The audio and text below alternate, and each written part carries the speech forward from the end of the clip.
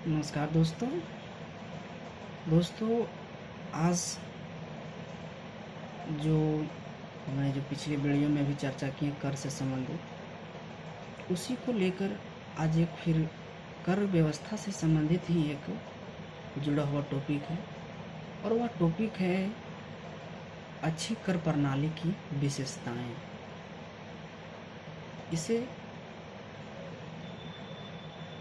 इसे एक और सीधा इसे ऑब्लिक लगाकर जिसे कहते हैं ना, उस पर एक और इसका बोल सकते हैं हेडिंग या टॉपिक कि कराधान का सिद्धांत, कि कौन कौन से कराधान के सिद्धांत होते हैं या अच्छी कर प्रणाली की क्या क्या विशेषताएं हैं, यह टॉपिक हो।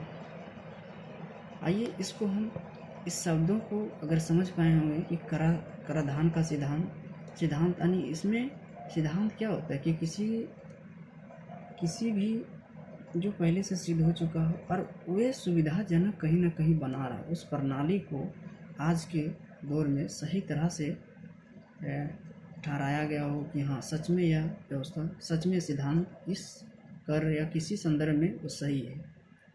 तो आइए हम देखते हैं कि अच्छी कर प्रणाली के कौन कौन से सिद्धांत हैं।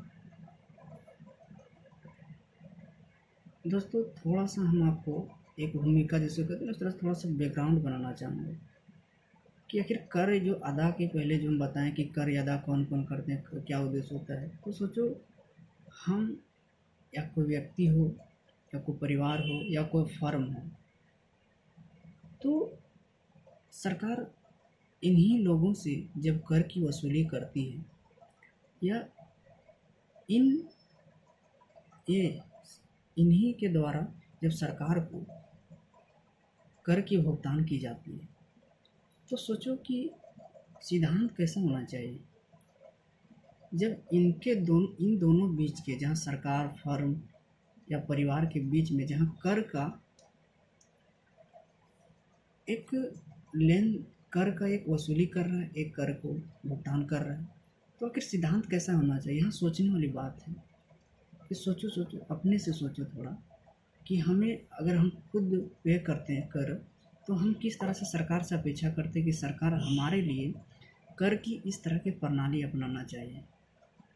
तो वो चीज़ सिद्धांत में दिखता है, जिसे सिद्धांत देख दिया गया। लेकिन सिद्धांत को आप यहाँ से रियलाइज़ कर सकते हैं कि सिद्धांत दरअसल हमारा एक दो स्तर पर, या तो जो भुगतान कर रहा है उसके दृष्टिकोण से आपको देखना होगा सिद्धांत को, और दूसरा सरकार को दृष्टिकोण से, और उसी आधार पर हम यहाँ कर की जो अच्छी कर की प्रणाली है उसको हम देखेंगे या फिर अच्छी कर की प्रणाली क्या है।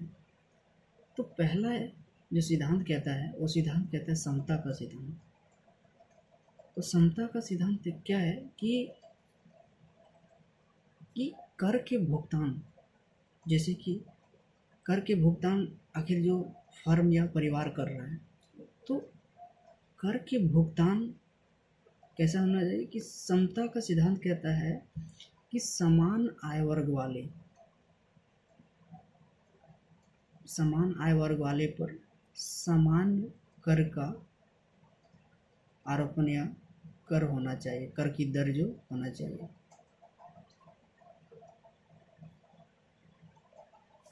सिद्धांत यह कहता है समता का सिद्धांत, अर्थात इसका मतलब हुआ कि जिस वर्ग के पास एक समान आय हो उससे एक समान लेना चाहिए, जबकि जो निम्न आय वर्ग है उनके साथ उस तरह की उसके अनुसार कर की वसूली की जाना चाहिए। यह पहला सिद्धांत है। दूसरा सिद्धांत हुआ कि कर की, इसे कहते हैं कि हम अगर कोई जो टैक्स फर्म कंपनी जब पे कर रहा है तो उसके पास एक और सुविधा क्या होना चाहिए कि सरकार को ये पहले निर्धारित कर दो कि जो कर के भुगतान करना है, तो सबसे पहले कि इसको बता दो कि देखो कितना करना है, कब करना है और कैसे करना है। इसी को एक सिद्धांत कहा जाता है, और वह सिद्धांत है निश्चितता का सिद्धांत। यह सिद्धांत कहता है कि करदाता को कर भुगतान करने से जितनी भी बिंदु है, जितनी भी संबंधित उसकी प्रक्रिया है, उसको पहले निर्धारित कर दिया जाए, पूर्व निर्धारित होना चाहिए। कि कब कितना और कैसे पे करना है। ये हुआ दूसरा सिद्धांत।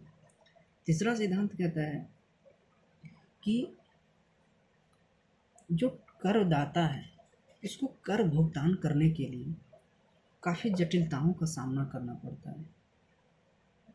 तो उस जटिलता, उस प्रशासनिक जटिलता को हमें क्या करना चाहिए, आसान बनाना चाहिए। तो सरकार ऐसे में क्या करे, सरकार उसको आसान बनाने के लिए, प्रशासनिक जटिलताओं को आसान बनाने के लिए कई तरह की तकनीक भी अपनाते हैं। जैसे आज अगर हम देखें तो कहते हैं कि कैशलेस या पूरा टैक्स सिस्टम पूरा आज पेपरलेस हो चुका है। तो सरकार एक अच्छी पहल है इसमें कि सरकार टैक्स के भुगतान के लिए सरकार पूरा पेपरलेस कर दी है।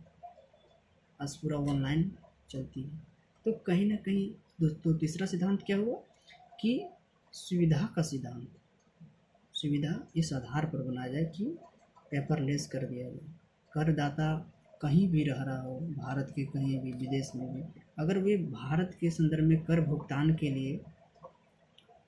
के संदर्भ में आता है, कर भुगतान के योग है, तो उससे ये नहीं हो कि उस क्षेत्र से आने में उसको इतना ही खर्च पड़ जाए कि कर भुगतान से ज़्यादा उसका खर्च लगे। तो इसलिए सरकार सुविधा बनाती है और वही डिजिटल बताया ना, डिजिटल सरकार इस पर कर रही है। तो सुविधा का सिद्धांत तीसरा। चौथा हो गया, चौथा सरकार सिद्धांत तो क्या कहता है पहले हम बाद में देखें, पहले इसका प्रक्रिया देखो। अब जिस तरह से करदाता के पास इस तरह की सुविधा दी गई, इस तरह होना चाहिए, उस तरह से कहीं ना कहीं सरकार के पास भी एक जटिलता आती है। क्योंकि सरकार जब कर वसूली करती है तो कर वसूली करने में उनके पास कर की जो प्रशासनिक लागत है वो अधिक हो जाता है। किसी क्षेत्र से अगर कर की वसूली करना है तो वहाँ पर देखें तो सरकार जब कर वसूली के लिए वहाँ पर जाती तो कर लागत, सपोज कि वहाँ से कर की वसूली 1 करोड़ होना है, लेकिन सरकार को कर प्रणाली की जो प्रशासनिक लागत है वो 5 करोड़ हो रहा है, 2 करोड़ हो रहा है, अर्थात कर वसूली से ज़्यादा कर लागत हो रहा है। तो यहाँ पर तीसरा चौथा सिद्धांत कहता है कि मितव्ययता का सिद्धांत। मितव्ययता का सिद्धांत यह कहता है कि सरकार को क्या होना चाहिए,